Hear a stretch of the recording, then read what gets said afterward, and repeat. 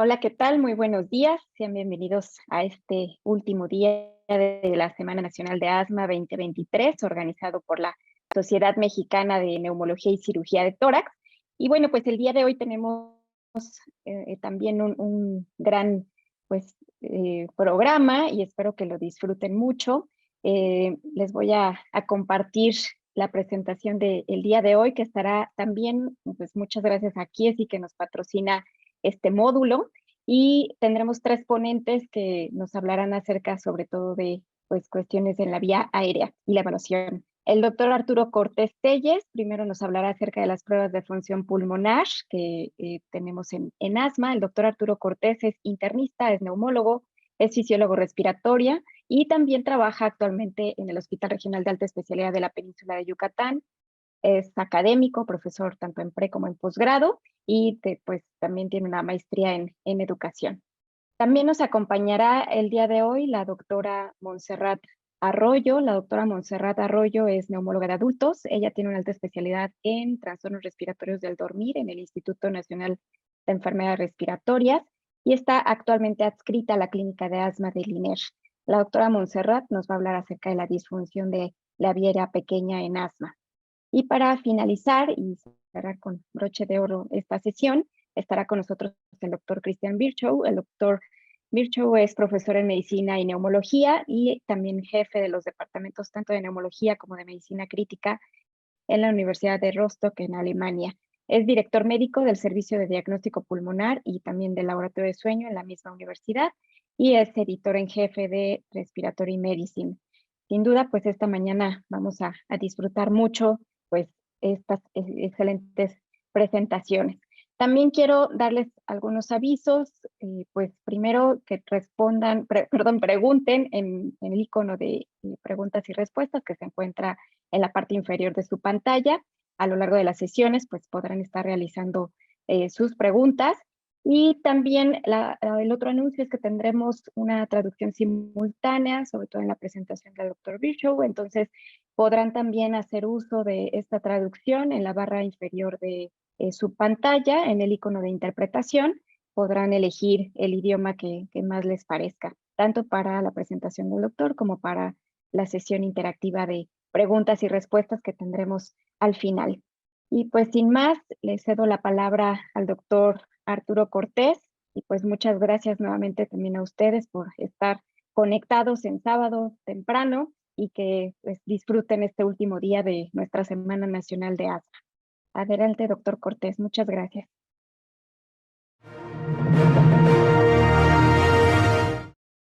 Hola, ¿qué tal? Muy buen día tengan todos ustedes. Bienvenidos al último día dentro de la semana conmemorativa o alusiva a el Día Mundial del Asma. El día de hoy para mí es un placer estar con ustedes, agradeciendo de antemano a la doctora Carmen Cano, quien en representación de la Sociedad Mexicana de Neumología y Cirugía de Tórax me han asignado el día de hoy platicar con ustedes sobre el papel que tienen las pruebas de función pulmonar en el seguimiento de los pacientes con asma. Para ello, vamos a ocupar los siguientes minutos. Yo soy el doctor Arturo Cortés Telles. Esta es una breve reseña bibliográfica vinculada con mi reseña curricular. Son mis conflictos de interés convencionales. Sin embargo, para la presente plática no existe ningún conflicto de interés. Bien, asma. No debemos olvidar la carga que impone esta enfermedad. Y con base en las estimaciones de la Organización Mundial de la Salud, para el 2019, recordamos que nos brindaban la información de que alrededor de 262 millones de personas en el mundo tenían esta enfermedad. Vean cómo para el 2022 existe una diferencia de un 30% mayor comparado con el año del 2019. Es decir, alrededor de 340 millones de personas se tienen identificadas que padecen esta enfermedad. ¿Por qué es tan relevante conocer la carga y de ahí la importancia de ir concatenando el papel que tienen las pruebas de función pulmonar en el seguimiento de los casos? Bueno, porque para el 2019, asma ocasionó en todo el mundo casi 500,000 de muertes. Pero lo más importante es que generó una pérdida importantísima de años de vida ajustados en función de la discapacidad. Es decir, es una enfermedad que de no ser reconocida oportunamente y conocer el panorama funcional, incuestionablemente va a impactar de manera directa en el desempeño cotidiano de las personas. Sabemos que es más frecuente en los niños, sin embargo, la mayoría de las muertes reportadas ocurren en países como el nuestro, en la que un gran porcentaje de nuestra población, sabemos que el 42% de la población que radica en México no es asalariada y por lo tanto no depende de instituciones en los cuales tengan asistencia constante a servicios de salud. Esta población es de bajo ingreso o de mediano ingreso. Y la gran tasa de mortalidad ocurre sobre todo en adultos mayores. Estos adultos que con frecuencia tienen síntomas de la enfermedad y que no son documentados de forma objetiva, sino que se dejan a la historia natural de la enfermedad y que con base en la expresión es la intervención que realizamos como médicos. ¿Qué pasa en nuestro país? Alrededor del 7% de la población tiene asma y está considerada dentro de las primeras 10 causas que utilizan el recurso de los servicios de salud. Tan solo en la década del 2002 al 2011, 50% y un poco más de nuestros niños mexicanos se identificaron con esta enfermedad. Esos niños que hoy serán adolescentes y el día de mañana adultos y que merecen la oportunidad de tener un seguimiento funcional. Por lo que siempre me gusta reflexionar este punto. ¿Cuáles son los elementos que necesitamos para establecer el diagnóstico del asma? Sabemos que es una enfermedad heterogénea, pero que su pilar fundamental es la inflamación crónica de la vía aérea, porque esto es lo que va a condicionar la presencia de síntomas respiratorios que van a tener estas fluctuaciones o variaciones a lo largo del tiempo. Pero la característica funcional es que tienen limitación al flujo aéreo. Y por otro lado, hay un grupo de pacientes que tal vez no tengan esta limitación en un tiempo, sino que es inducida por ejercicio. Entonces tenemos diferentes rutas para poder establecer primero un diagnóstico. A pesar de que sabemos de que la espirometría es la pieza fundamental en el diagnóstico del asma, la realidad en ensayos poblacionales, población canadiense, que bien diríamos primer mundo, en este grupo de población con diagnóstico de asma, únicamente 4 de cada 10 pacientes se les realizó espirometría en el año previo y en los 2.5 años subsecuentes. Tremendo. Les invito a que sigan con la reflexión, cómo estaremos nosotros en nuestro país. ¿Y por qué sigue o tenemos esta tendencia con el diagnóstico de asma? Agrego EPOC por el tema del tipo de información de donde obtengo esta diapositiva. Particularmente aquellos pacientes que tienen síntomas recurrentes. ¿Por qué seguimos subdiagnosticándolo? Bueno, hay dos elementos muy interesantes. Los pacientes con asma, la columna de en medio, que no han sido diagnosticados, únicamente tienen síntomas recurrentes. Tienen 5.2 veces más riesgo, es decir, 400% de no estar diagnosticados porque nunca fueron referidos a un especialista. Pero vean el valor impactante de 16 veces más probabilidades de no estar diagnosticados porque nunca han sido enviados a que se les realice una espirometría. Me parece que es desafortunado que un gran porcentaje de pacientes tengan que ser diagnosticados porque han tenido la necesidad de acudir al servicio de urgencias. En otras palabras, tiene que ser la expresión de un problema grave para que nosotros podamos tomar acción y poder señalar un diagnóstico versus otro. Por lo tanto, ¿debemos seguir quedándonos en el diagnóstico clínico o debemos estructurar? Y por estructurar, saber decir la suma de elementos que nos van a llevar a un diagnóstico mucho más certero. Entonces, este es un grupo de pacientes de la misma manera en Canadá, en el que los separan para poder decir a quién se excluye y a quién se confirma con base en los niveles de atención.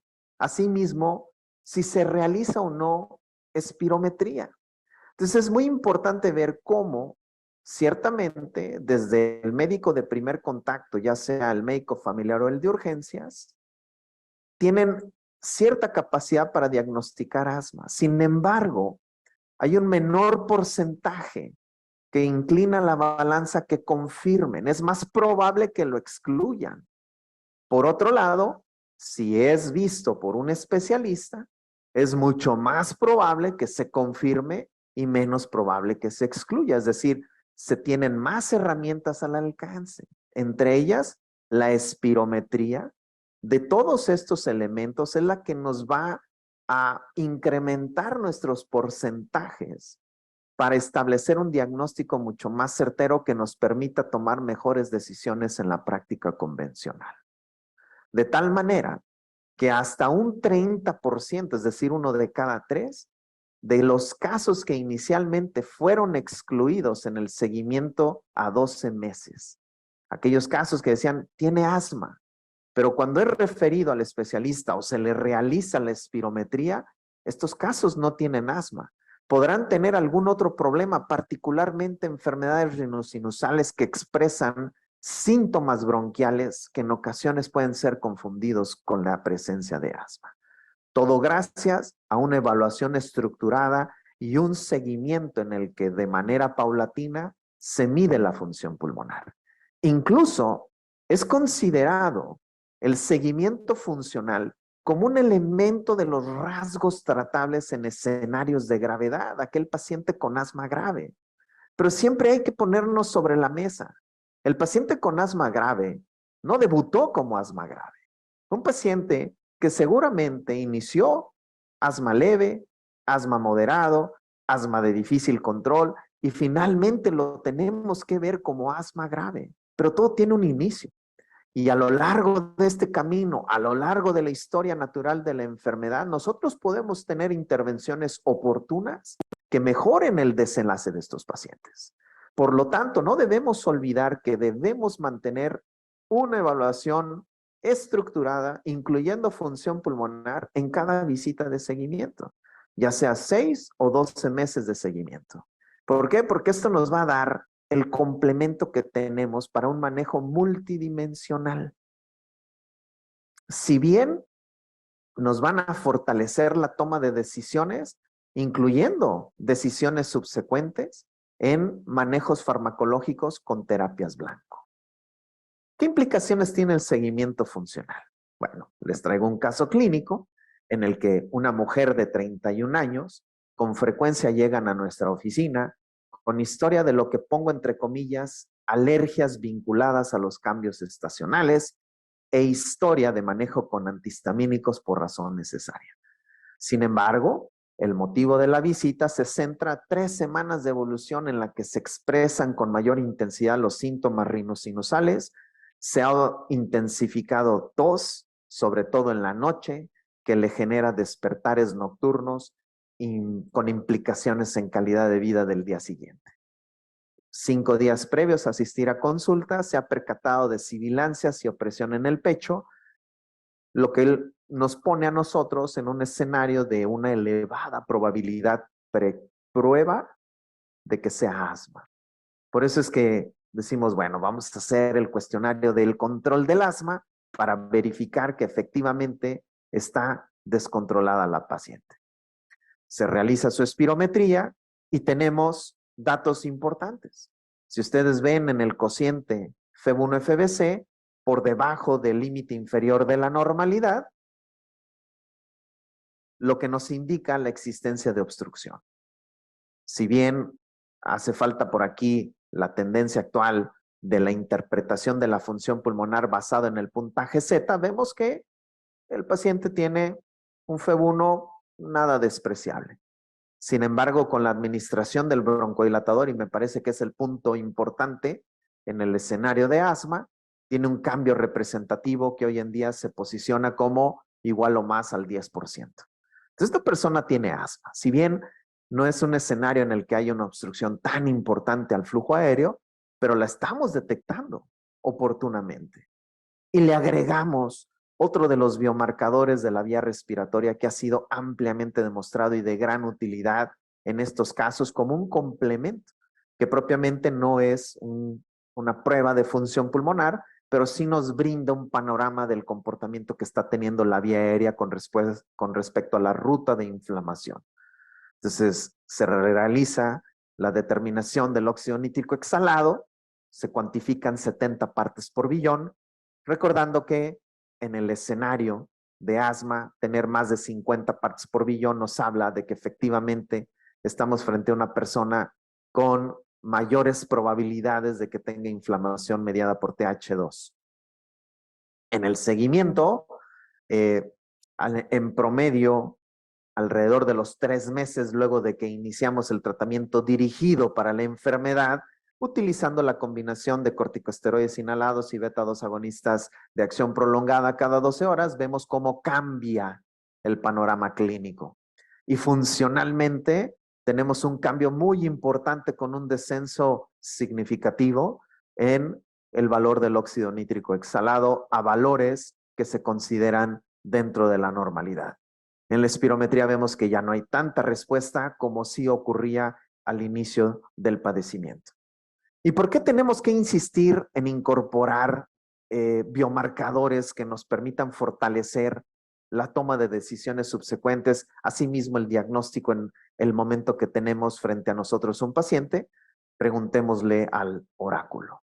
El oráculo es una serie de datos que se organizan y se estructuran en cuadros de predicción de riesgo de exacerbaciones subsecuentes si estos pacientes no se posicionan en una terapia antiinflamatoria. Considera, además del óxido nítrico, los valores de los eosinófilos en sangre, el nivel que tenemos de tratamiento acorde con los pasos definidos por la Iniciativa Global del Asma o GINA, y de la misma manera si tiene o no factores de riesgo vinculados con alguna crisis en el último año. Entonces, entre más se vayan acumulando los factores, es decir, óxido nítrico elevado, niveles de eosinófilos altos, mayor va a ser la probabilidad de que esta persona tenga eventos subsecuentes de exacerbaciones, si es que no iniciamos oportunamente un tratamiento. De la misma manera, óxido nítrico nos ha abierto el panorama, tanto el inicio como el seguimiento, para tomar decisiones en complemento a la espirometría. Si nosotros tenemos niveles altos de óxido nítrico y si tenemos elevado el riesgo de exacerbaciones, pues sabemos que podemos tener una mejor decisión clínica y poder modificar los tratamientos. Conforme se van modificando los valores, sobre todo hacia la disminución, eso nos va a dar a nosotros la certeza de que vamos en el buen camino hacia la desescalación de los tratamientos.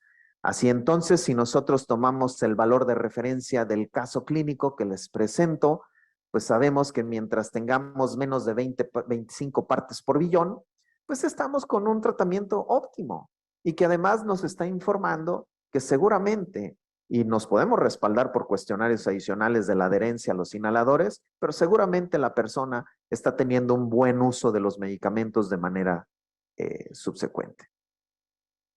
Además de lo señalado, entonces, ¿por qué hay que plantearnos si existen factores médicos vinculados con el seguimiento subóptimo de la enfermedad?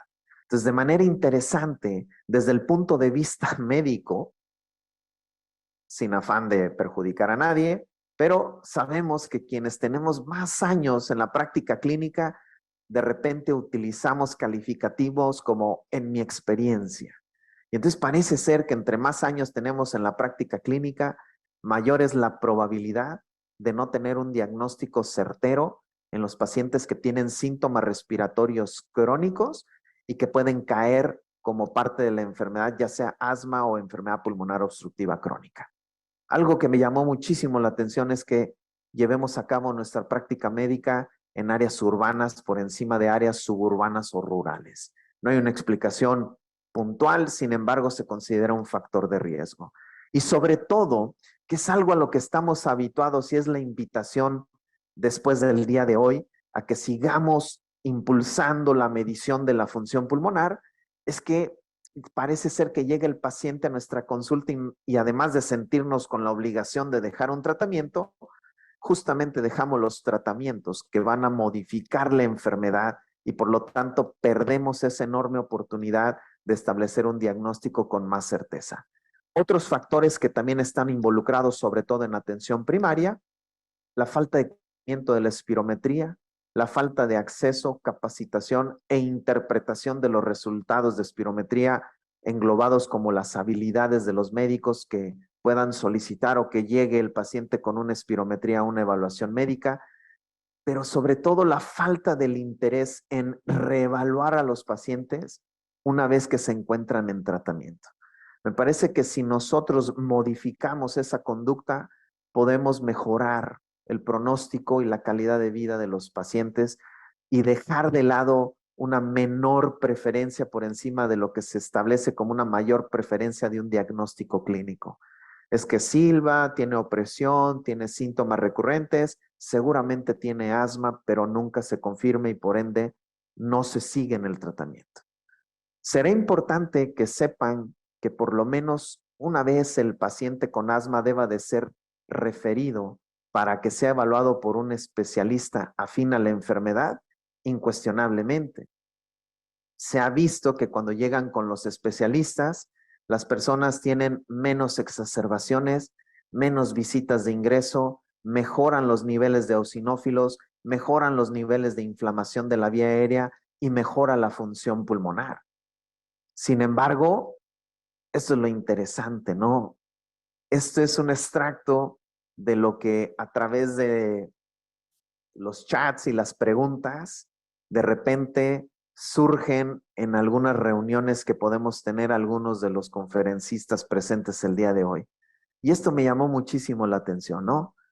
En el que un médico plantea este cuestionamiento.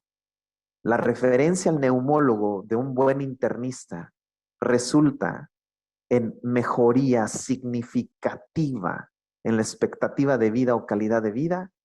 En otras palabras, los neumólogos valen la pena. Y el médico dice, bueno, yo soy inmunólogo, me agradan los neumólogos, pero las enfermedades que el neumólogo trabaja son muy costosas y pudiera ser que es como poner el dedo en la llaga, ¿no? Yo diría, bueno, costosas, de repente los afines a la inmunología y reumatología, utilizando anticuerpos monoclonales constantemente por encima de un inhalador y la solicitud de pruebas de función pulmonar, eso es mucho menos costoso contrastándolo con la terapia inmunológica, ¿no? Y después vuelve como a reflexionar el doctor, dice, refiero un buen de pacientes a los neumólogos, pero cuando los reviso nuevamente a los pacientes no parece ser que hagan algo muy revolucionado. Por ello es de que el día de hoy uno de los objetivos es que se fortalezca la invitación de que sigamos con estos diagnósticos estructurados tanto en el inicio como en el seguimiento, justo para evitar todos estos cuestionamientos. Para llevar a casa, debemos de saber y consolidar el aspecto que la evaluación de la función pulmonar es imprescindible en el diagnóstico y seguimiento de los casos con asma. El médico tratante, hay que tratar de estar familiarizados, quitarnos las penas, acercarnos con quien estamos en algún momento al lado de ustedes y decir, échame la mano con este reporte, como que no me quedó muy claro y con mucho gusto lo trabajaremos. A veces creo que son límites más allá de la capacidad de realizar pruebas, sino que a veces no quiero hacerlo porque no vaya a dudar de mi capacidad. Debemos entender que tal vez dos cabezas piensan más que uno o que tal vez un poquito más de experiencia en el área les puede ayudar a ustedes a abrir el panorama, ¿no? Sobre todo, insisto, para fortalecer la toma de decisiones en la práctica clínica. Y por lo tanto, la espirometría tal vez incorporar el monitoreo con flujometría pico bien instalada, bien instruida, estructurada, conociendo bien el semáforo, dónde estoy bien, dónde estoy mal y me tengo que acercar a una visita fuera de mi programación habitual. También es útil, incluso se ha visto recientemente que incluir el monitoreo con la flujometría pico pues ayuda a identificar oportunamente y que no le resta capacidad al hecho de la espirometría. Incorporar biomarcadores hoy en día, algunas otras herramientas a futuro que se consolidan cada día más y será tema el día de hoy después de un servidor, por ello no profundicé en lo correspondiente a la vía aérea pequeña a través de la oscilometría, lo dejaré para los otros profesores, pero que sepamos que todas ellas en conjunto son herramientas disponibles que tenemos para el seguimiento del paciente con asma. No quiero terminar sin señalar y agradecer a todo el grupo de la Clínica de Enfermedades Respiratorias en el Hospital Regional de Alta Especialidad de la Península de Yucatán, que siempre lo he dicho y lo comparto, sin ellos yo no estaría el día de hoy compartiendo con ustedes, agradeciendo nuevamente a la doctora Carmen Cano la gentil invitación de participar con ustedes en el cierre de esta Semana Nacional de Asma 2023. Muchísimas gracias por su atención.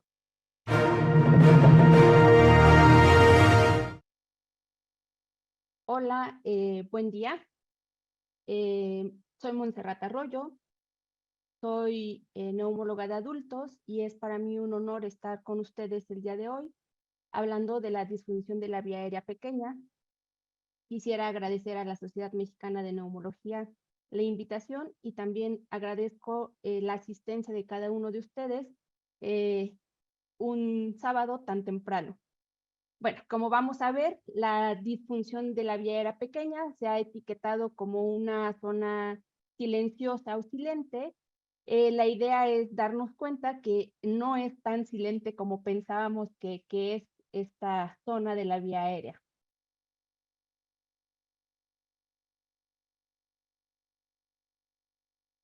No tengo ningún conflicto de interés para la información que voy a presentar más adelante. Y bueno, como sabemos, el asma es una enfermedad heterogénea que se caracteriza por la inflamación crónica de la vía respiratoria. El sello fisiopatológico del asma, pues lo podemos dividir principalmente en tres componentes que están interrelacionados. El primero es la inflamación.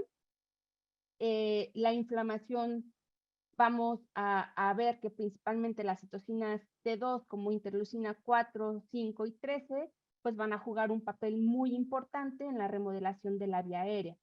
El segundo punto es la remodelación de la vía aérea, es decir, las modificaciones estructurales de la pared bronquial en las que se pueden incluir las alteraciones de las células del músculo liso, disfunción epitelial, engrosamiento de la membrana reticular y edema.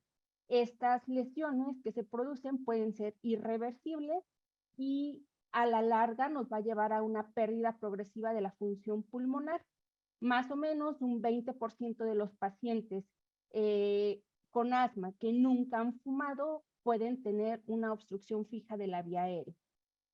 Y el tercer punto es la hiperactividad de la vía aérea, es decir, la respuesta exagerada de la vía respiratoria a estímulos inofensivos. Esta hiperactividad va a depender principalmente de la actividad del músculo liso y cabe destacar que la inflamación también al actuar sobre el músculo liso pues puede estar íntimamente ligada a la hiperactividad. Si bien estos cambios tanto inflamatorios como estructurales en mayor parte han sido descritos en las vías respiratorias grandes, porque es más fácil, no sé, llegar a tomar muestras directo de esta zona de la vía aérea, pues la vía aérea pequeña también contribuye a las manifestaciones clínicas y muchas veces en cuanto a la patología, a muestras de patología, pues los pacientes con alteraciones de la vía aérea pequeña han sido principalmente descritas en autopsias de pacientes que fallecieron por un ataque, por una exacerbación de asma. Ahora, se ha propuesto un nuevo enfoque taxonómico para las enfermedades respiratorias basado en la identificación y el manejo de factores potencialmente modificables a los cuales se les conoce como rasgos tratables. Estos rasgos tratables se van a clasificar ampliamente en rasgos tratables pulmonares, extrapulmonares, conductuales y ambientales. Y el objetivo central de esta identificación de rasgos tratables es resaltar la complejidad en la presentación clínica y también para facilitar enfoques más específicos de tratamiento, por ejemplo. Dentro de los rasgos tratables pulmonares, pues se ha descrito la disfunción de la vía aérea pequeña. ¿Pero qué es la vía aérea pequeña? Bueno, los pulmones, como sabemos, pues es una estructura ramificada. La vía aérea grande tiene un diámetro interno mayor de 2 milímetros y está dada por la generación de la 1 a la 7. A partir de la generación 8, la vía respiratoria tiene un diámetro menor de 2 milímetros y por eso se considera vía aérea pequeña. Bueno, otra de las clasificaciones en las cuales podemos dividir la vía aérea, pues es la vía aérea de conducción, que va más o menos de la generación 1 a la generación 16, y de la generación 17 a la generación 23, pues es la vía de intercambio gaseoso. La vía aérea pequeña tiene un flujo laminar y en condiciones normales, pues es una zona de baja resistencia al flujo aéreo, en la que va a contribuir menos de un 10% de las resistencias pulmonares totales. Pero como consecuencia de la inflamación, se va a producir un cambio en las resistencias de esta vía en pacientes con asma. Doctora Bueno, Monse, se escucha un poquito bajo el volumen. ¿Nos ayuda con su volumen? Gracias. Ok. Listo. Tengo el máximo. ¿Se escucha mejor? Sí. Gracias. Se han sugerido algunos elementos que van a predecir de mejor manera que un paciente pueda tener disfunción de la vía aérea pequeña. Alguno de estos factores de riesgo, por así decirlo, para que el paciente pueda presentar disfunción de la vía aérea pequeña es en aquellos que tienen asma inducida por ejercicio, en pacientes con asma con obstrucción fija de la vía aérea, en pacientes con asma y con tabaquismo, en pacientes con asma grave y en pacientes que puedan tener asma con predominio de síntomas nocturnos. Algunos otros factores en los que se ha relacionado mayor riesgo también es en pacientes con obesidad y sobrepeso y en aquellos pacientes de edad avanzada o que tengan muchos años de diagnóstico ya de esta enfermedad. Ahora, ¿cuál es la importancia de ver la vía aérea pequeña? Bueno, es la asociación de una disfunción de la vía aérea pequeña con peores resultados o peores resultados del paciente con asma.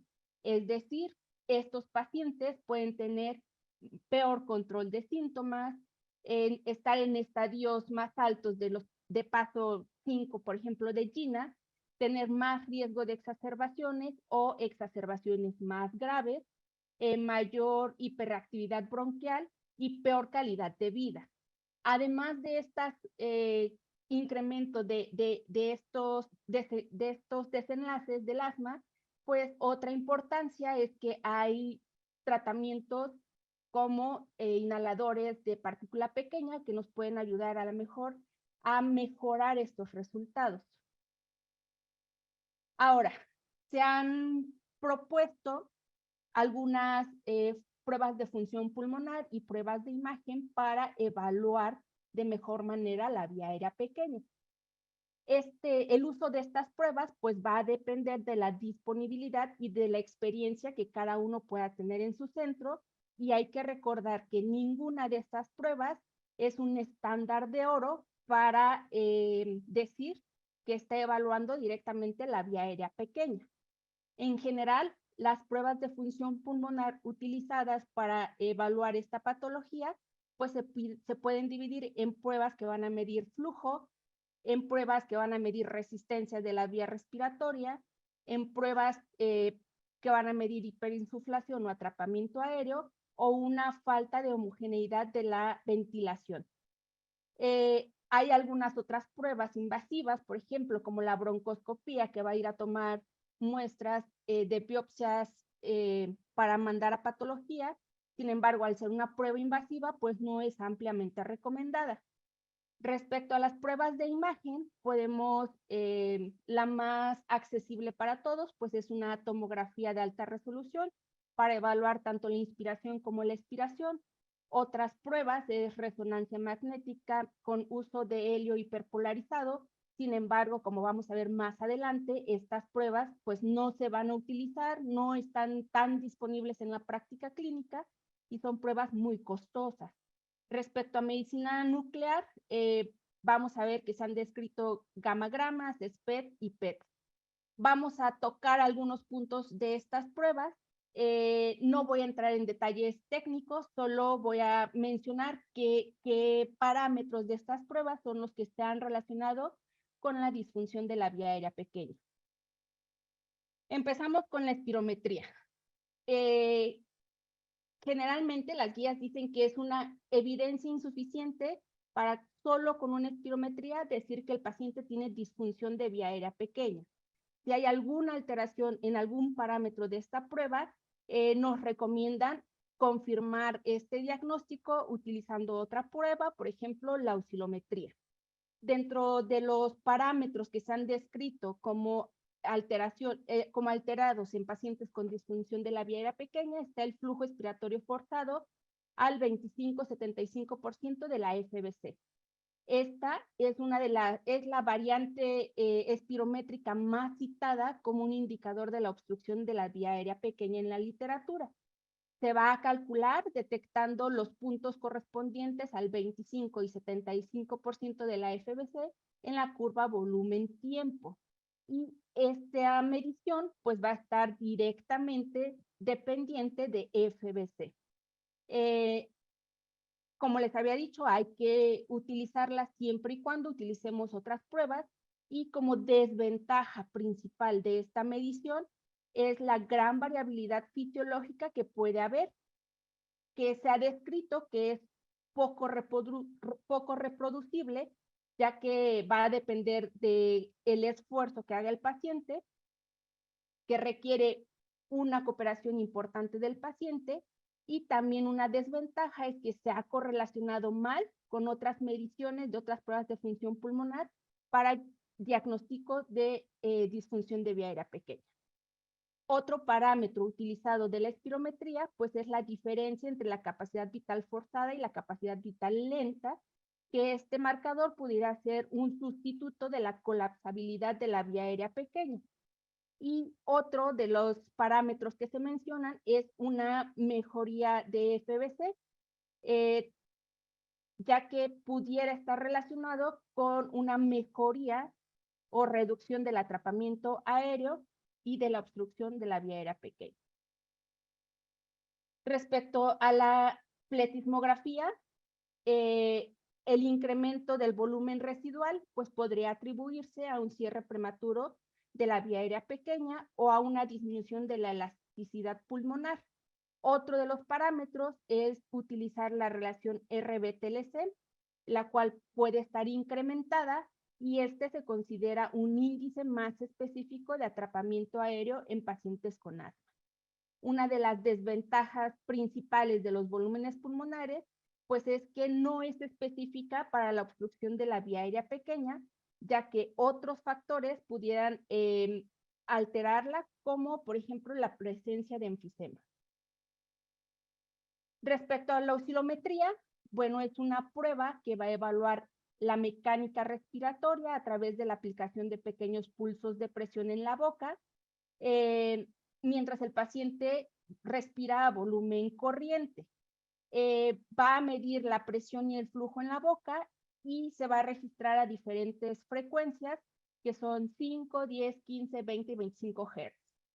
La resistencia de R20, que es la línea azul, bueno, se considera como una medida de las vías respiratorias más grandes, y la resistencia a R5, que es la línea roja, se considera como una medición de la vía aérea más distal. Por lo tanto, la diferencia entre R5 y R20, pues se podría considerar como una medida de las vías respiratorias pequeña. Otra de las pruebas es el deterioro de las vías respiratorias pequeñas en el asma, que bien esta puede conducir a una desigualdad entre la ventilación y la perfusión. Se han descrito pruebas de lavado de nitrógeno de respiración única y de respiración múltiple. La de respiración única, pues nos puede evaluar la falta de homogeneidad de la ventilación y el cierre temprano de la vía respiratoria periférica debido a la disminución de las vías del calibre de la vía aérea pequeña. Aquí los parámetros que podemos tomar como marcadores es el volumen de cierre y la capacidad de cierre. En cuanto al lavado de nitrógeno por respiración múltiple, pues esta va a evaluar la falta de homogeneidad de la distribución de la ventilación, midiendo la eliminación de un gas inerte en una serie de repeticiones. Dentro de los gases que se ha utilizado, pues es el helio. Los otros que nos va a ver una alto es el índice de heterogeneidad de la ventilación conductiva y el índice de heterogeneidad de la ventilación acinar. La limitación más importante de estas pruebas es pues su disponibilidad. No son pruebas tan disponibles, que requieren una cooperación también significativa del paciente, y que es una prueba, sobre todo la de respiración múltiple, que puede consumirnos bastante tiempo para realizar. Otra de las pruebas descritas es la medición de FeNO, es decir, vamos a medir la fracción exhalada de óxido nítrico a diferentes flujos, y el flujo habitual son 50. Podemos medirla a 100, 150, 200 y 250 en flujo, y la fracción alveolar de FeNO pues va a estar asociada con la cantidad de atrapamiento aéreo. Y dentro de las pruebas también para evaluar la vía aérea pequeña tenemos la imagen. Como había comentado, la prueba más disponible pues va a ser la tomografía de alta resolución, que va a permitir la evaluación indirecta de las vías respiratorias pequeñas. El área de detonación pulmonar en mosaico en la tomografía inspiratoria y atrapamiento de aire pues en la fase expiratoria se ha estudiado como marcadores de enfermedad de la vía aérea pequeña. Hay dos sistemas diferentes para tratar de cuantificar el atrapamiento. Uno es la puntuación visual y otro es utilizando un análisis densitométrico. Respecto a la resonancia magnética, la utilización de helio hiperpolarizado, bueno, es una medición muy costosa y que no está disponible para la práctica clínica. Se ha estado utilizando xenón 19, y si bien es un poco más barato, pues tampoco es que esté disponible. El utilizar estos agentes de contraste pues han permitido una mejor resolución espacial y temporal de la resonancia magnética, que es pues uno de los limitantes para su utilización cotidiana. En esta imagen es de una tomografía. En la parte de arriba vemos la inspiración y en la parte de abajo vemos la fase expiratoria. Y las flechas que se observan en la imagen pues nos están indicando las regiones de atrapamiento aéreo. Hay algoritmos que nos pueden ayudar a discriminar mejor estas zonas de baja atenuación en mosaico, ya que pueden ser debidas a otras enfermedades y no solo a enfermedades de la vía aérea pequeña. ¿Qué otras enfermedades pueden estar relacionadas con esto? Pues son enfermedades de parénquima pulmonar y enfermedades vasculares. Entonces, este diagrama nos propone algunas pautas generales para abordar mejor este patrón de atenuación en mosaico. Como vemos, las pruebas de función pulmonar, pues cada una tiene ventajas, desventajas o limitaciones para poderlas utilizar en la práctica clínica. Vamos a revisar algunos estudios que han tratado de evaluar y utilizar enfoques tanto de las pruebas de función pulmonar que mencionamos como las imágenes para intentar caracterizar mejor esta parte de la vía aérea. El estudio Atlantis ha sido el estudio pues, más grande y que representa la evaluación más completa que se ha realizado para la disfunción de la vía aérea pequeña. El objetivo de este estudio fue evaluar qué combinaciones de biomarcadores, pruebas de función pulmonar y estudios de imagen miden mejor la presencia y el grado de disfunción de vía aérea pequeña en pacientes con asma. Es un estudio multinacional que se incluyeron 9 países, 29 centros. Dentro de los países del continente americano que están presentes en este estudio, pues es Brasil, Estados Unidos y Canadá. Los pacientes se siguieron por un año, tuvieron 2 visitas previo a la evaluación inicial para ser incluidos en este estudio y después hicieron visitas al centro cada 6 meses y tuvieron un seguimiento telefónico cada 3 meses. Se incluyeron pacientes entre 18 y 65 años que no tuvieran un índice tabáquico mayor de 10 paquetes años y que tuvieran el diagnóstico objetivo de asma al menos 6 meses antes de la inclusión en el estudio.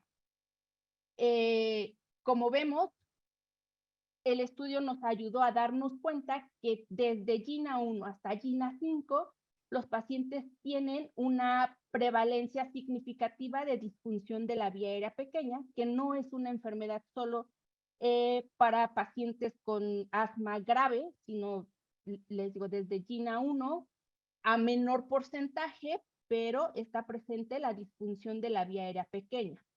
Se encontró que el 90.7% de la población estudiada tenía algún dato de disfunción de vía aérea pequeña, es decir, a cualquier variable fisiológica anormal que estuviera relacionada con disfunción de vía aérea pequeña, como las vimos previamente, es un porcentaje muy alto de los pacientes. Dentro de las pruebas que más estaban relacionadas a problemas de disfunción, pues eran pacientes que tenían, bueno, dividieron al final a los pacientes por 2 grupos. El grupo 2, que tenía los porcentajes más altos de disfunción de vía aérea pequeña, pues eran pacientes de mayor edad, con mayor años de duración de asma, en pasos más altos de GINA, con peores puntuación tanto de calidad de vida como de ACT, y tenían un uso mayor de esteroides inhalados. En esta diapositiva es la correlación entre las variables fisiológicas y la gravedad del asma. Con base en el paso de GINA en el que se encontraba el paciente, vemos una correlación positiva con la reactancia a 5 Hz. Es decir, a mayor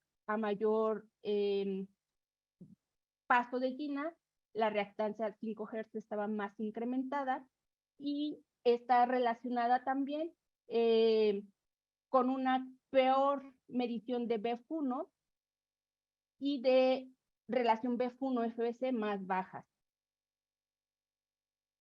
Ahora, los puntajes de ACT, según este estudio, se asociaron significativamente con valores más elevados también de la resistencia R5-R20 y con puntajes más bajos tanto de FBC como de BEF1. Entonces, si bien los problemas con el control del asma también pueden deberse parcialmente a un síndrome de disfunción de la vía aérea pequeña, pues vemos que la gravedad o el descontrol de la enfermedad pues también puede estar dada por la disminución de BEF1, la cual es la medida pues más utilizada para el diagnóstico y también para ver la gravedad en la práctica clínica. El número de exacerbaciones en el último año tuvo una correlación positiva con la relación RB-TLC, con la resistencia R5 y R20, y una correlación negativa con BEF1, FBC y la relación BEF1-FBC. Ahora, en este otro estudio, es un estudio observacional de un solo centro en Italia, en cual se incluyeron 60 pacientes con diagnóstico de asma grave. Todos tenían tratamiento solo con salbutamol por razón necesaria, están en un paso de GINA 1. Se les hizo medición de espirometría, feno y oscilometría. En este estudio se encontró que el 73% de estos pacientes en paso 1 de GINA pues tenían disfunción de vía aérea pequeña. Dentro de las variables que se asociaron o que predicen una disfunción de la vía aérea pequeña, pues fueron en el análisis multivariado los despertares nocturnos por asma y los síntomas de broncoconstricción inducidos por el ejercicio. En este otro estudio, que el objetivo fue desarrollar algunos parámetros clínicos y algunos parámetros de pruebas de función pulmonar que nos ayuden a predecir de mejor manera qué paciente puede tener disfunción de la vía aérea pequeña, utilizando los datos del estudio Atlantis. Nos dicen que la edad, el índice de masa corporal, la pregunta 8 del cuestionario de disfunción de vía aérea pequeña, que la pregunta 8 se refiere a que si hay veces que tengo sibilancias cuando estoy sentado o quieto, mediciones de BEF1, mediciones de parámetros de la oscilometría, vemos cómo tienen un área bajo la curva de 0.96 y una razón de verosimilitud de 12.8. Entonces, estos predictores nos pueden ayudar a identificar más fácilmente a pacientes en la consulta que puedan tener esta disfunción. Ahora, como conclusión de esta plática, quiero decirles que hay que buscar activamente síndrome de disfunción de la vía aérea pequeña en pacientes con asma. Ya vimos que puede estar presente en todos los estadios de GINA, que el hecho de tener disfunción de vía aérea pequeña puede estar relacionado con peores desenlaces de la enfermedad, que no hay ninguna prueba estándar de oro para diagnosticar este síndrome, y que la oscilometría nos puede ayudar a identificar de mejor manera a los pacientes. El tener solo un tratamiento para todos los pacientes, pues no es lo más apropiado, y que hay nuevas tendencias a que tenemos que personalizar el tratamiento en cada uno de estos pacientes con asma que vemos en nuestra consulta externa. Por lo tanto, es importante identificar a estos pacientes y ver si estos pacientes se van a beneficiar de terapias de partícula extrafina. Muchas gracias por su atención y los dejo con el siguiente ponente. Hello, everybody, dear colleagues in Mexico. It's a great pleasure for me to be able to speak to you, unfortunately only online, about an important subject in asthma treatment, which is how to identify patients with asthma who profit from dual and triple therapy. I'd like to thank Chiesi very much for the invitation and the opportunity to talk to you, and I hope that my presentation is going to be fruitful for you. Now, in terms of what we will be discussing, I have the following outline, which is starting with the prerequisites that we have for modern asthma therapy. We'll then talk about the concept of remission, about disease-modifying anti-asthmatic drugs, and then try to answer the question who profits from dual inhalation therapy and triple inhalation therapy, which we differentiate into multiple inhaler triple therapy and the preferred version of single inhaler triple therapy. And then look at how to identify patients who profit from triple therapy.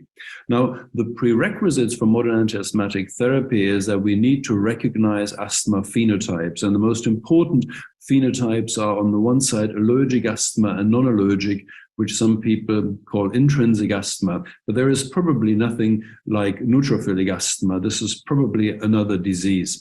And we should be moving to biomarker instead of symptom-driven therapy. And asthma remission is the, if you want, new treatment goal, where we look at collateral efficacy instead of side effects, as we've done in the past.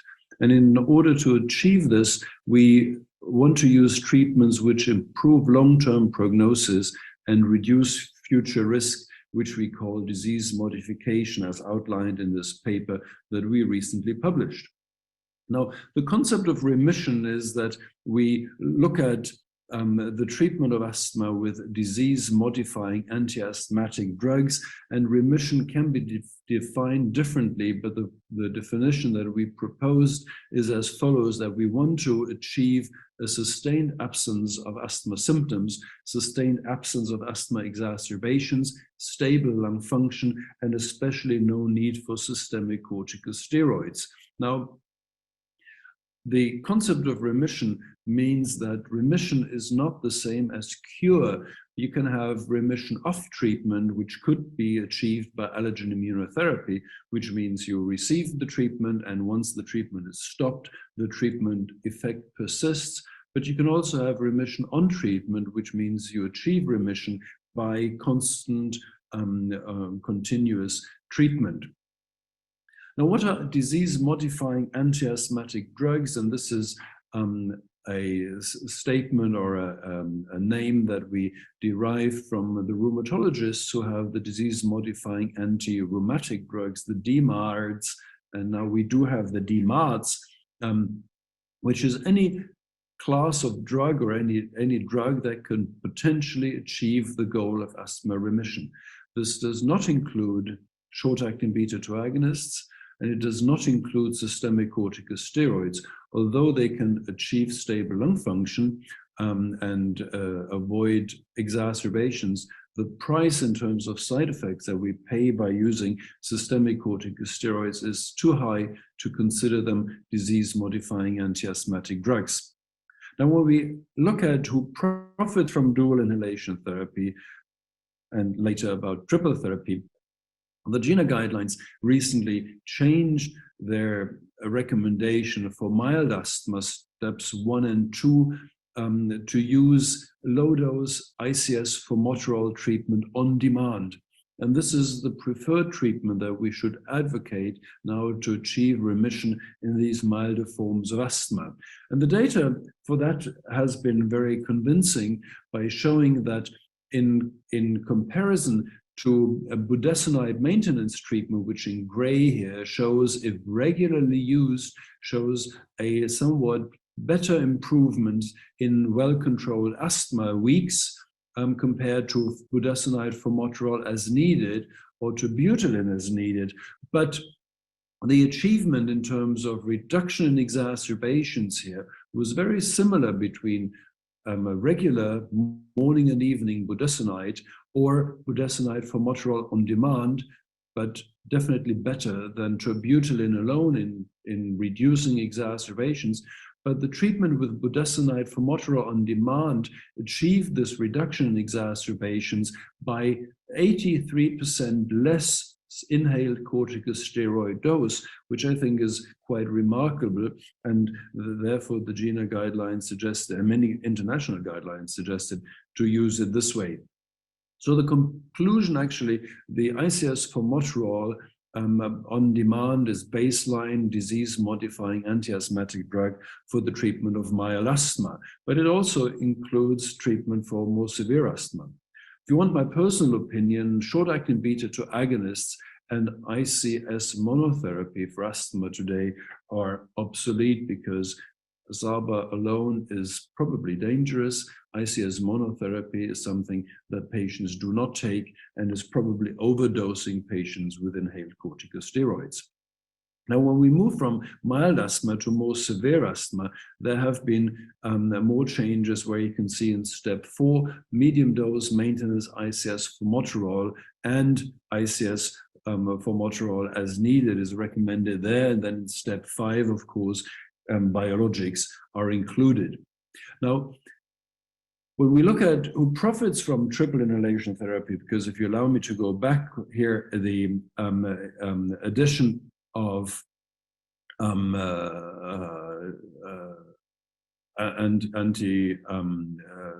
long-acting muscarinic antagonists is recommended. In some countries, like in Germany, it is already recommended to be used in step 4 asthma.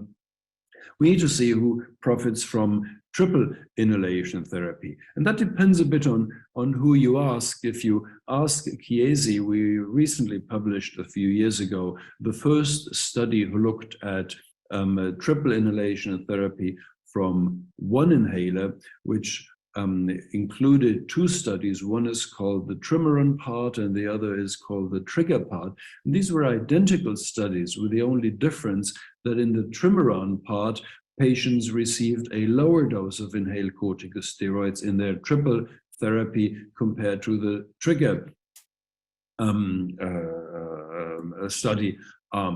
But the results were quite remarkable because in these patients in Trimaran who had moderate asthma, the triple combination of beclomethasone, formoterol, and glycopyrronium achieved an improvement in lung function in FEV1 compared to the dual treatment in the moderate asthma patients and in the patients with more severe asthma, as suggested by their higher need for inhaled corticosteroids. So they had the higher dose of beclomethasone. And this was accompanied by a reduction in exacerbations in the triple therapy group here in blue in both study arms or study parts compared to the dual treatment. And that was similar to another arm in that study, which included multiple inhaler triple therapy, which was beclomethasone formoterol as treatment, plus tiotropium from a different inhaler. And we understand that, of course, in controlled studies, the adherence to treatment is usually much better than in real life. And therefore, this multiple inhaler treatment did not differ from the single inhaler triple therapy, but in real life, the chances that patients avoid one of those 2 inhalers is relatively high, and this has been nicely shown in a number of studies. So the conclusion, obviously, on average, all patients on dual therapy profit from the addition of a LABA, which then is triple therapy. And this confirms basically the first study on multiple inhaler triple therapy by Huub Gerstens quite a few years ago, who showed that in patients who were receiving relatively high dose ICS LABA and had a poor lung function and exacerbations, the addition of a long-acting muscarinic antagonist reduced the exacerbation rate significantly by about 21%. And now the next question is, how do we apply this in the clinic? Can we identify patients who profit particularly from single inhaler triple therapy? And there's a subgroup analysis from another study who addressed this, very interesting. When we look at patients here who had a lower or a higher dose in inhaled corticosteroids, you can see that the lung function improvement depended on the number of eosinophils or the FeNO level that these patients had. So increasing inhaled corticosteroids, in this case to fluticasone fumarate to 200 micrograms, there was no difference in patients who had low indices of inflammation. But if there were a lot of eosinophils, then there was an increase in lung function, and there was an increase also in patients who had higher FeNO levels. And also exacerbations were significantly reduced the higher the inflammatory parameters, eosinophils or FeNO were. On the other hand, patients who received the addition of a long-acting muscarinic antagonist, you can see that patients who received, in this case, umeclidinium, which was used in this study, there was a significant increase in lung function, but there was hardly any decrease in exacerbations. So if you want, the best differentiation was in those patients who had low indices of inflammation, and this same was true for FeNO. In other words, if we have high FeNO levels or high eosinophil levels, the exacerbation reduction effect of adding a LAMA is very low. So the concept behind this is that ICS improve the rate of exacerbations better than they improve lung function. And this is especially true in the presence of inflammation, which in this case, with the biomarkers eosinophils and FeNO, if these are elevated. That's why I initially told you that it's very important to look at biomarkers nowadays when we assess asthma and phenotype asthma. And LAMAs improve FEV1 better than exacerbations, and this is relatively irrespective of inflammation. Now, can we prove this? And we did a subgroup analysis of the Trimaran and Trigger study, where we defined patients as having persistent airflow limitation, which was abbreviated as PAL, if they had an FEV1 FVC ratio of less or equal to 0.7. What you can see here very nicely is that when we looked at the patients with a persistent airflow limitation, the improvement, the reduction in exacerbations here was, or the improvement in exacerbations was significantly bigger in those patients who had persistent airflow obstruction compared to the overall population, suggesting that if you have a remaining airflow obstruction, you profit even more from the addition of the glycopyrronium as shown here. And this is also true when we looked at the pooled subset of all patients of the Trimaran and Trigger together. Again, you can see that the reduction here is numerically much greater than it is for the overall intended to treat population. So you can see here the difference this difference is the same as here, and if we look at all the patients, this difference is even better. Now, how good is the likelihood of normalizing airflow obstruction with single inhaler triple therapy? And this is a bit of a complicated slide, but what you can see here, patients who were considered to have airflow limitations are listed as red, which is they still have airflow limitation, and these patients did not have airflow limitation. And when we look at the Trimaran set and the triple arm, the triple arm and the dual arm, you can see here that the likelihood of patients with triple therapy to achieve normal lung function or no airflow limitation was better than in those patients who received dual therapy. And the same, of course, was true here when we compared the triple treatment. Again, there were more patients who did not have airflow limitation compared to those patients who were on dual treatment. Again, suggesting that if you have airflow limitation, you're more likely to profit from the addition of a LAMA.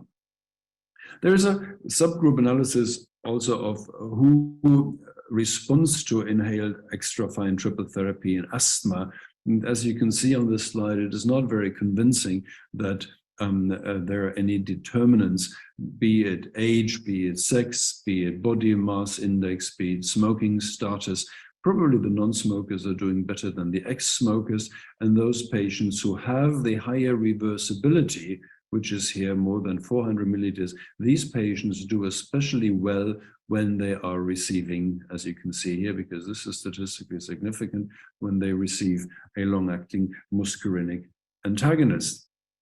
So the conclusion from that would again be that patients with a residual airflow limitation, in this case, FEV1 of less than 80% of predicted, or patients with a higher reversibility, profit from single inhalation, from the initiation of single inhaler triple therapy more than the overall population. And I put this little emoji here because, of course, if you have high reversibility, you're more likely to profit from another bronchodilator. So it's actually not really rocket science what we're talking about. Now, is there an advantage of single inhaler therapy of the seasonal frequency of exacerbations? And that's another subgroup analysis that we've performed. And as you can see here, over the year from December to November, where we have in Europe relatively dramatic changes in temperature, you can see that when they looked at all patients, those on triple therapy had significantly less exacerbations in the winter months. There was not so much of a difference during spring and summer, but then in fall it already disintegrated, if you want. But the biggest effect was seen here. However, when we looked at patients with a persistent airflow limitation, this difference was even greater. So patients on triple therapy are significantly less likely to have an exacerbations if they have airflow limitation on triple therapy than they would be on dual therapy. You can see here again this difference. So finally, the question, where does triple therapy in asthma fit into our treatment algorithm? And I think we can start here. It's patients with asthma, if the patient is in remission, and remission again defined as the sustained absence of asthma symptoms, sustained absence of asthma exacerbations, stable lung function, and no need for systemic corticosteroids for the treatment of asthma, then if the patient is in remission, we would continue ICS formoterol PRN. And that is relatively simple. And if the patient is on this treatment, we would continue with the treatment. We would monitor the patient, and if necessary, adapt the treatment by reducing the PRN dose. But this is something that the patient can do. If the patient is not in remission, then we would recommend to go to regular ICS/LABA treatment plus ICS/LABA. In this case, of course, it should be formoterol on demand. You can use ICS/LABA if you want, but the ICS formoterol should be the combination that is used on demand. So it makes more sense to use ICS formoterol, regular and on demand. If the patient is then on remission, we would again continue with the treatment. We would monitor the treatment, and we would, if necessary, adapt it by increasing, for instance, the dose of ICS/LABA taken regularly. Now, if the patient on this treatment here is not in remission, we need to look for biomarkers and need to check whether EOS or FeNO is high or if the lung function is low. These are the two important parameters. If EOS or FeNO, let me see the arrow here, if EOS or FeNO and or FeNO are high, then it makes sense to increase the dose of inhaled corticosteroids. If the patient is then in remission, we would continue, monitor, and adapt. If the patient is not in remission, this is the latest case where if there's no remission, to move to triple therapy, medium dose, where we would prefer single inhaler triple therapy to avoid errors in adherence, and ICS formoterol would be used as rescue treatment in addition to the triple single inhaler therapy.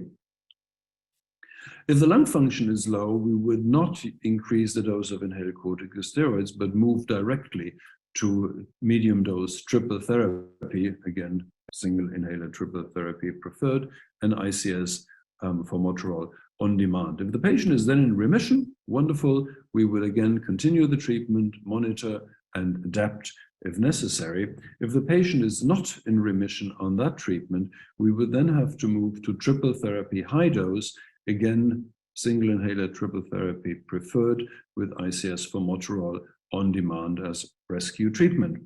Now, if both EOS and FeNO are high and lung function is low, we would also move directly to triple therapy in high dose, which of course is high dose inhaled corticosteroids. If the patient is then in remission, wonderful, we would again go to continue, monitor, and adapt.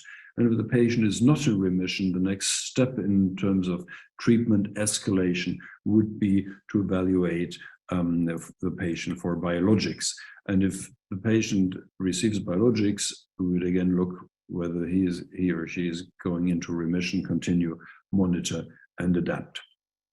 So the conclusion basically is, if we go back here, is that we use multiple inhaler triple therapy or single inhaler triple therapy, which I forgot here, for all patients in step 4 prior to the use of biologics. And we have recently published a short guide for asthma management because we think that many guidelines are much too long and much too difficult to read because they contain up to 800 or whatever pages. And this is what we call the A2BCD guide for asthma management. The first A stands for assessment. We may need to make sure that the patient has asthma and need to find out what phenotype the patient has. And there's a few points here which need to be checked. And the second A stands for the assessment of control and risk, which basically refers to the severity of that asthma. So we look at the current control and the future risk in terms of lung function impairment, history of asthma attacks. Is there a use of short-acting beta-2 agonists or oral corticosteroids, which we would also consider a risk factor? And then very important, the B stands for basics. We need to get the basics right. And one very important thing, of course, here is the education in inhaler technique and the constant monitoring of correct inhalation technique, but also self-management, treatment adherence in patients who take treatment on demand, regular physical activity, avoidance of triggers, especially allergens and smoking.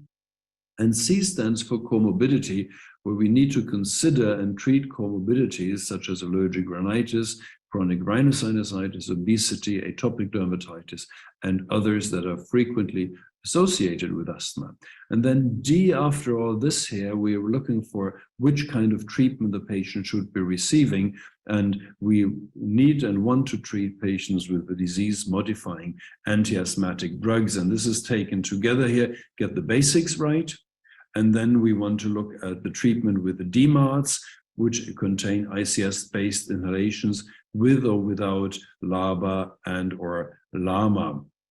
So in conclusion, we think that asthma treatment is changing. Asthma treatment goals change from symptom control to remission. Single inhaler triple therapy is among the disease-modifying anti-asthmatic drugs, and it improves pulmonary function and reduces exacerbations, especially in patients with persistent airflow limitation despite medium to high dose ICS-LABA therapy. It seems to work in all patient subgroups studied, but as mentioned before, especially in those who still have airflow limitation. And it makes a lot of sense, of course, that patients who have airflow obstruction would profit from another bronchodilator. It is possibly better in patients with lower indices of inflammation and poor lung function. It is efficacious during the exacerbation season. It seems to be especially efficacious there, and it is more likely to normalize lung function and airflow limitation than dual therapy, as shown in the subgroup analysis. And with that, I'd like to thank you very much for your kind attention, and happy to answer any question when we can get connected online. Thank you very much.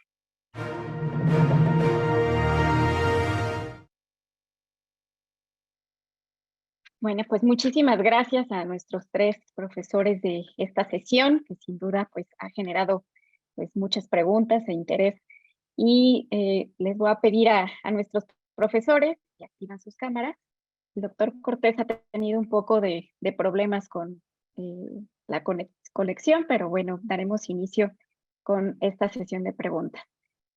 Y por aquí nos preguntan, que creo que podría ser un poco enfocada a la plática del doctor Virchow también, pues nos dicen, se supone que los inhaladores no llegan a la vía aérea pequeña. ¿Qué usaríamos en este caso? ¿Qué nos podría decir al respecto? ¿Qué inhaladores sí llegan a la vía aérea pequeña o por qué se tiene esta idea de que no llegan?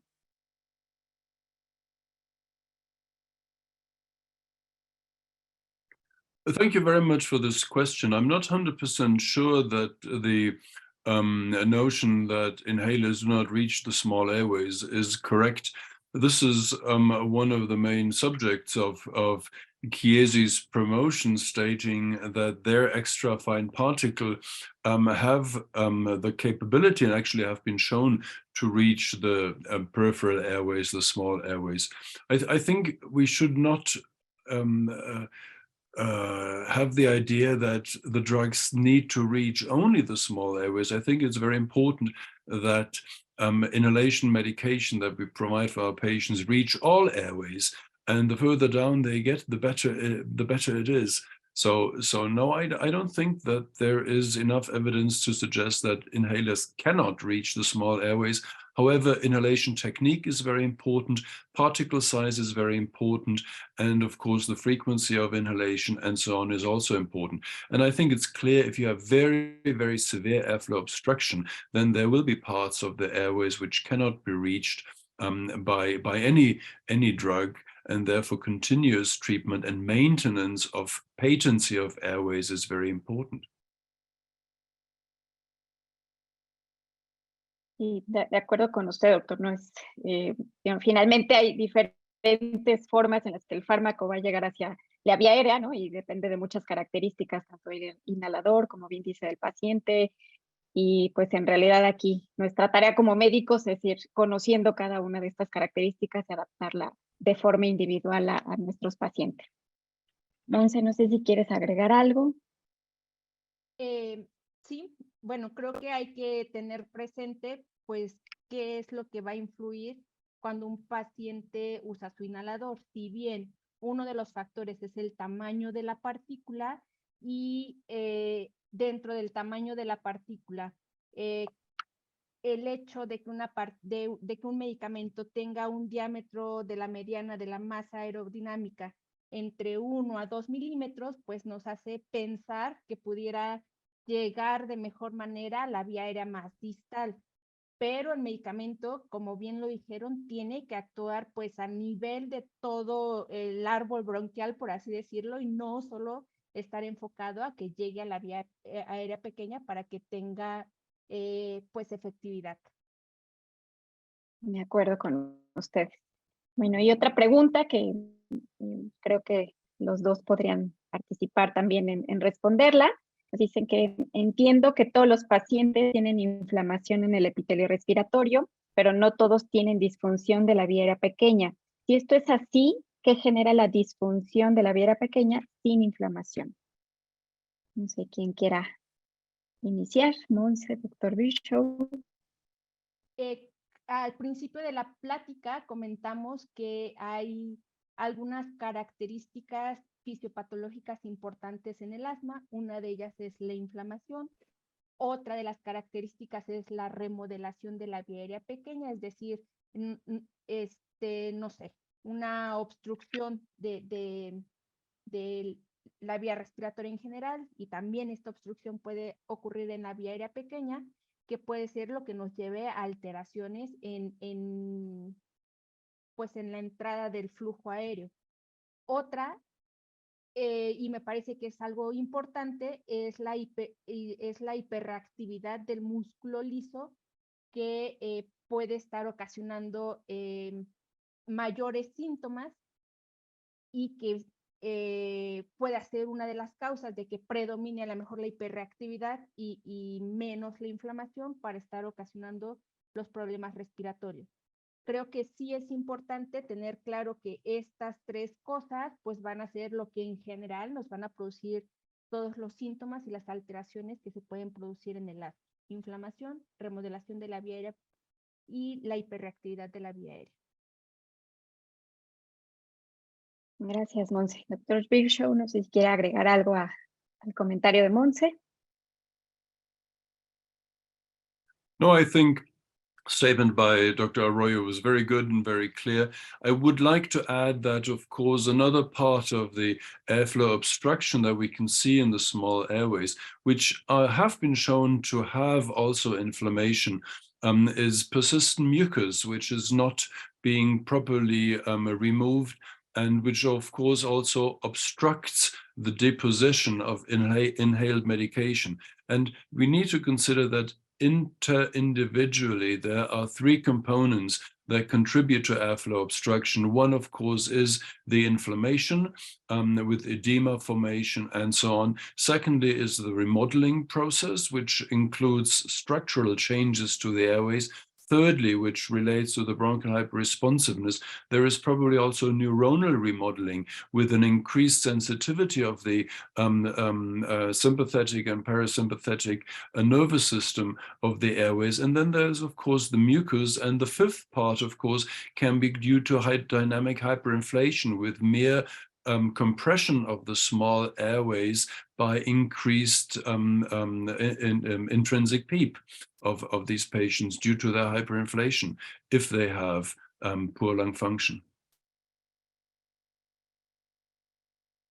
Gracias, doctor. Y creo que un poco ligado a esto, en este nuevo concepto de los rasgos tratables, ¿no? que se habla ya para tratar de individualizar un poco más el tratamiento, entra la obstrucción al flujo de aire, ¿no? Como parte de los parámetros a evaluar, pero sin embargo solamente está pues, parámetros de espirometría, ¿no? FEB1, en el contexto de obstrucción de FEB1 FBC. Entonces, aquí la vía aérea pequeña, si bien no tiene como un parámetro directo, digamos, para evaluar, ¿qué deberíamos de considerar como parte de estos rasgos tratables para pensar que un paciente puede tener más afectación en la vía aérea pequeña?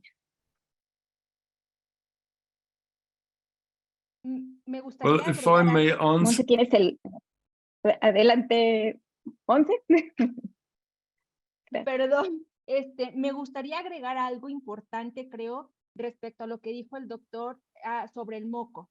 La acumulación de secreciones en la vía aérea pequeña, pues hay cosas que nos va a hacer más difícil poderlas expulsar, como es la ausencia de cilios en estas vías y el flujo laminar que predomina en esta zona del pulmón, que va a hacer que la maniobra de la tos pues no va a movilizar de manera adecuada las secreciones. Entonces sí, creo que es súper importante también el moco. De acuerdo, doctor Virchow. Now, I hate to disagree a little bit. I mean, it is very fashionable nowadays to talk about treatable traits. I don't like this very much. And the reason is I still consider myself to be a doctor to treat the whole patient. And I'm not a technician running around looking for traits that I can treat, because there are in disease also parameters and things and persons and patients who do not have treatable traits, and we still have to treat them. So I think if you understand the disease, you need to understand that there are multiple components that can be addressed in an individual patient. And we should not go and make it our lives easy by ticking off things that look as if they could be easily treated. But we should be looking at the whole picture. And therefore, I think we need to have the whole concept of the disease, of the patient, and the possibilities to treat that in our minds, and not run around looking for treatable. This may be my personal opinion here, but I'm very strong on that. Y todavía pues hay mucha controversia, ¿no? Como bien lo dicen, acerca de cómo abordar al paciente. Sin embargo, bueno, esto también es mi opinión, ¿no? Creo que esto de los rasgos tratables sobre todo nos ayuda para identificar características muy particulares sin quitar el contexto completo de la enfermedad, ¿no? Sin quitar que es una enfermedad inflamatoria, que causa obstrucción de la vía aérea, o sea, sin quitar toda esta parte completa de la enfermedad. Sin embargo, igual como lo mencionaba, ¿no? O sea, terapia triple funciona mejor en ese grupo de pacientes que tiene obstrucción persistente, y que pues podría ser uno de los rasgos tratables para el paciente. Sin embargo, no quitamos todo el contexto de requiere un tratamiento antiinflamatorio, requiere pues todo lo que sabemos, ¿no? Educación, uso de inhaladores correcto, etc. Entonces, creo que And pues a yes, lo and please allow me to add, we are para looking algún here grupo on de study pacientes. results that are medium of large patient populations that we look at. There can be the individual patient who does not have a lot of persistent airflow limitation and still profits perfectly well from a LAMA added to his inhalation treatment. So we should not, deduct from study results that only this or that patient who shows this feature will profit, but we should be looking at the whole patient and decide whether treatments might be applied or not, and not just run for what seems to be the obvious. Sí, de acuerdo con usted. Monse, no sé si quieres agregar algo. Tienes el micrófono apagado. Mi opinión está más dirigida hacia lo que usted comenta. Si bien el paciente siempre va a ser un todo, y esto de los rasgos tratables, pues creo que sí nos podría ayudar. Hay que entender que el paciente no solo va a tener un rasgo, que va a tener múltiples características que lo va a hacer único, y que tenemos que estar enfocados en tratar todas esas características del paciente. Entonces, yo entiendo a los rasgos tratables como no solo una cosa en la que nos tenemos que enfocar. De acuerdo. Bueno, también nos preguntan qué tanto se usa la rehabilitación respiratoria en casos de asma, si es realmente de utilidad. Monse. Bueno, la rehabilitación pulmonar creo que es algo que no tenemos que olvidar, sobre todo en pacientes a lo mejor, no sé, que tienen estadios más altos de GINA, que tienen la presencia de muchas comorbilidades como desacondicionamiento físico, que el paciente no sabe toser, que el paciente no puede movilizar secreciones. Entonces, en estos pacientes que podamos identificar en nuestra consulta, sí es importante que entren a un programa de rehabilitación pulmonar en donde nos ayuden a manejar todos estos factores: secreción, tos y acondicionamiento físico. De acuerdo. Doctor Virchow, no sé si quiere agregar algo en este punto. I fully agree with what has been said. Good. I fully agree with what has been said. I think maybe not every patient has to go to rehabilitation, but we need to make sure that patients are properly trained in inhalation technique. This is, I think, the most important part. Secondly, patients should learn some breathing techniques in case they get in trouble, like pursed lip breathing, and so on. And maybe some patients need, especially in our modern world, some help in getting active again, because it's very important that patients with asthma remain at a high activity level and not reduce their activity due to asthma. So I fully agree. If possible, patients should be sent to rehab.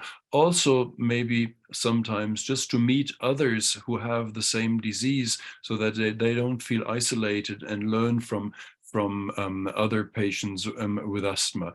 But most importantly, in terms of get the basics right, inhalation technique, activity level, and some techniques in cases where they have more problems with their asthma. Y gracias. Y pues cada vez nos acercamos más a esta medicina multidisciplinaria, y creo que la rehabilitación es parte fundamental en algunos pacientes, como lo mencionan. Bueno, y también, nos preguntan acerca de en qué momento deberíamos solicitar espirometría una vez que un paciente llega con síntomas moderado graves, y qué tanta modificación podríamos tener o esperar en los resultados una vez que iniciamos el tratamiento. Entiendo que es como si en el caso de un cuadro agudo, una crisis, el paciente, ¿en cuánto tiempo deberíamos de hacer una espirometría como que para diagnóstico, a lo mejor si no tenemos el diagnóstico aún? Monse. Ok, bueno, lo ideal sería que en todos los servicios de urgencias tuviéramos un espirómetro para poder abordar de manera adecuada a los pacientes que lleguen con síntomas respiratorios. El diagnóstico de asma, recordar que no solo se debe basar en síntomas, sino parte de la definición de asma es esa limitación variable al flujo aéreo.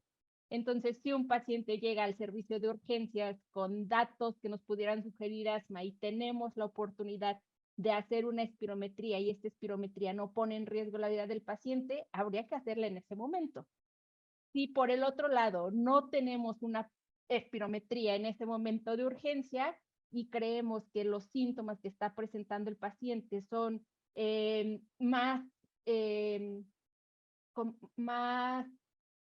que son predictores de que este paciente pueda tener asma, tos, falta de aire, opresión, silbidos, que estos síntomas tengan una variabilidad tanto en intensidad como en frecuencia a lo largo del tiempo, que se presenten 2 o más síntomas de estos al mismo tiempo, que sean de predominio nocturno o en la madrugada, etcétera, etcétera, etcétera. Y no tenemos la espirometría, bueno, pues hay que tratarlo. Y una vez que lo tratamos y lo sacamos del cuadro agudo, no hay que quedarnos con la idea de que ese paciente tiene asma, sino hay que quedarnos con la idea de que ese paciente necesita en un tiempo, 1 o 3 meses, poder hacer una prueba objetiva para realmente corroborar el diagnóstico. Hay que tener en cuenta también que los pacientes, una vez tratados con esteroides inhalados, pues pueden estar con pruebas de función pulmonar normales, como espirometrías o fenos bajos, pero no necesariamente no es asma, sino que el paciente ya inició un tratamiento. Pero, conclusión, siempre deberíamos tener una espirometría a la mano para poder hacer el diagnóstico objetivo de esta enfermedad. Doctor Virchow. I again fully agree. I'm even a little bit more revolutionary in this case. Nobody would dare to treat coronary heart disease or myocardial infarction without having an ECG. And we do have a non-ST elevation myocardial infarction. So we're doing ECG and you don't see anything and you still treat a myocardial infarction. So why shouldn't we be performing spirometry in every patient in whom we suspect asthma? There's a big differential diagnosis. And if you have a reduced lung function in spirometry and the patient responds to beta agonists, then the diagnosis of obstructive lung disease is very, very likely. Maybe not 100%, but I think spirometry should be done as regular in lung disease and airway symptoms as ECG is being done in cardiac diseases. Sí, de acuerdo. Esta parte de tener pues poco uso, ¿no?, de la espirometría en diagnóstico, pocos recursos muchas veces. En Latinoamérica pasa mucho, doctor Virchow, no tenemos espirómetro en todos los hospitales y a veces ni siquiera para un diagnóstico oportuno y correcto. We have the resources, but we don't use them either. Sí. Bueno, es parte de los retos que tenemos siempre, ¿no?, en las enfermedades respiratorias. Y bueno, nos preguntan también si el uso de las aerocámaras podrían hacer que los medicamentos llegaran más hacia la vía aérea periférica y qué aplicación podría tener en los pacientes. Doctor Virchow.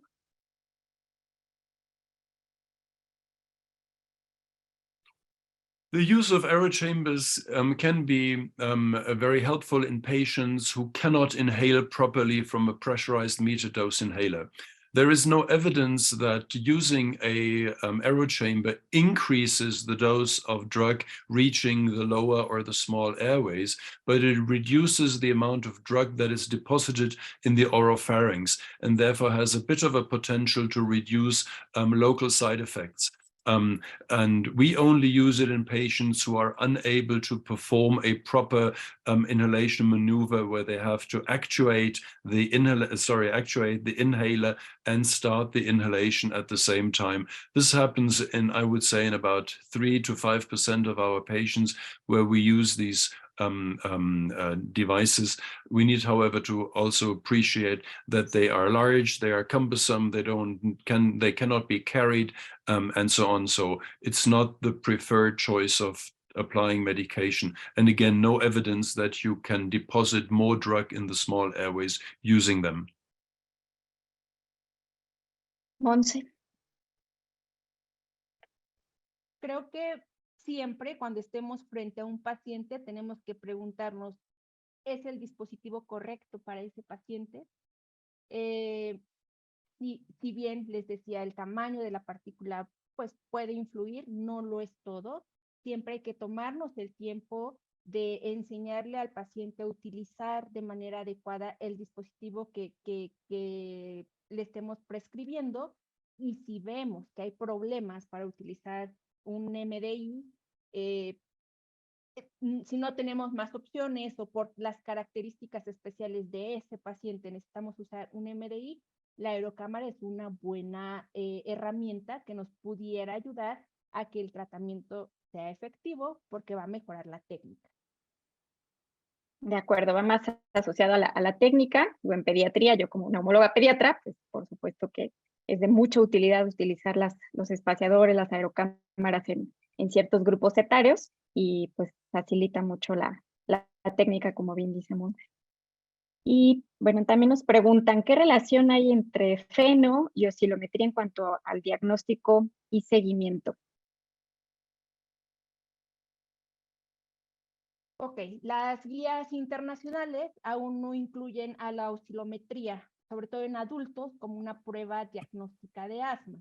La oscilometría ha tenido mayor auge en pacientes pediátricos, en los cuales va a ser difícil que nos puedan hacer una técnica forzada, como lo es la espirometría. Pero hasta el momento ninguna guía la incluye como parte del diagnóstico inicial. Probablemente en unos años la vayan a incluir, pero hasta ahorita no. Ahora, respecto al FeNO, el FeNO, por ejemplo, las guías europeas sí mencionan que en un paciente con síntomas característicos de la enfermedad, en los cuales no tenemos una espirometría obstructiva ni respuesta broncodilatador, podríamos hacer una medición de FeNO. GEMA lo pone como un punto de corte mayor o igual a 40 en pacientes que no tengan tratamiento con esteroides inhalados, y otras guías europeas ponen puntos de corte de 50 de FeNO que van a ser pues más específicos para esta enfermedad. Gina aún no está convencida de ponerlo como dentro de las pruebas iniciales para hacer diagnóstico por la variabilidad, por los factores que pueden influir en tener mediciones más altas o más bajas de FeNO, y también porque no todos los pacientes van a tener una inflamación T2, que es lo que va a incrementar el valor de FeNO. No sé si con eso quedó un poquito resuelta la duda. Y doctor Virchow, no sé si quiere agregar algo. No, spirometry is sort of, if you want, the basic diagnostic, but it is not specific for COPD or asthma or other obstructions, and therefore it needs to be interpreted properly in view of the differential diagnosis. FeNO is more a parameter of airway inflammation, and can be elevated or is elevated in asthma with inflammation. It does not correlate 100% with the number of eosinophils, because apparently the epithelium, the inflamed epithelium, is also a source of FeNO production. However, elevated FeNO levels suggest ongoing asthmatic inflammation and are a good parameter to suggest that patients should be receiving or are not taking their inhaled steroids correctly. On the other hand, FeNO is very sensitive to smoking. So if the patient with asthma smokes or the patient with COPD smokes, FeNO levels are low. And in patients with ciliary dyskinesia, FeNO levels are 0. So that's almost diagnostic there. While spirometry, and we're talking about resources and availabilities, while spirometry is incredibly cheap, FeNO measurement is very expensive. and it's not even reimbursed regularly in my country. Sí, ya, acá tenemos el problema igual de disponibilidad, ¿no? De pruebas, incluso la oscilometría, la de feno, pues no son pruebas habitualmente disponibles en todos los centros. Y pues bueno, creo que ya no hay más preguntas. Solamente les pediría a Dr. Virchow, Monse, si quisieran dar un mensaje final con respecto a esta sesión. ¿Quién quiere empezar? Monse, Dr. Virchow.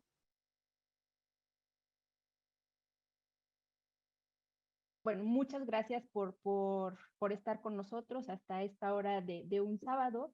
Creo que de los mensajes claves que me gustaría que se llevaran es que antes de iniciar a tratar a un paciente y pensar en disfunción de vía aérea pequeña, etcétera, pues hay que pensar realmente si ese paciente tiene el diagnóstico de asma.